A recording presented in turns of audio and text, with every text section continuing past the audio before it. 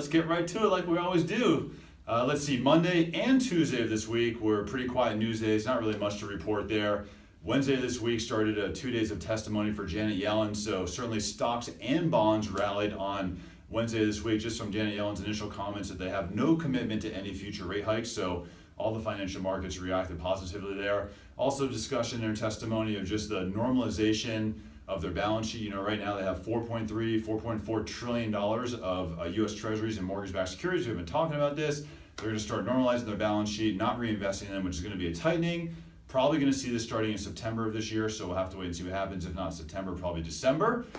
Thursday this week got some data from CoreLogic all about delinquencies. So CoreLogic looks at mortgages across the United States, and a delinquency is a mortgage is considered to be 60 days or farther than that past due. So right now, mortgage delinquencies were down from 2.1% to 2.2%. Also, homes in foreclosure across the U.S. were down down from 0.8% to 0.7%. You know, this is pretty amazing considering if you look at 4 years ago in the U.S. there was 1.6 million homes that were in foreclosure, and now we're at a minimal amount. So it's incredible to see how appreciation is just the magical elixir in the housing market and helping things out here.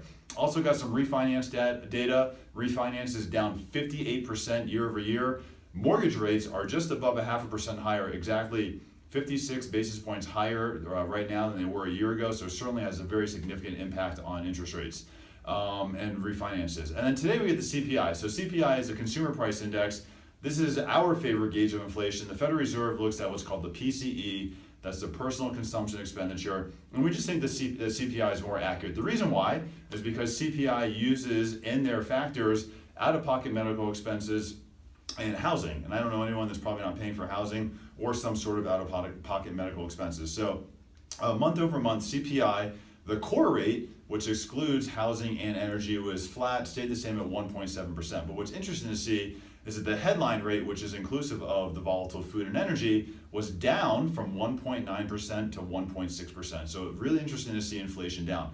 What's more interesting is that the CPI in just February was at 2.7%. So to go from 2.7 in February to 1.6 to now, we've certainly seen quite a reduction in inflation, probably going back to Janet Yellen's comments originally on Wednesday this week that they have no commitment to a future rate hike because inflation is becoming non-existent. Also got some data on rents. Nationally, year-over-year basis, rents are up 3.9%, almost 4% across the board for rents. So a lot of housing and data and economic data all over the board this week. So I'm around all weekend. Brian Manning, happy Friday. If you have any questions, let me know. Love to help you any way I can. Hope you have a great day. We'll talk to you soon.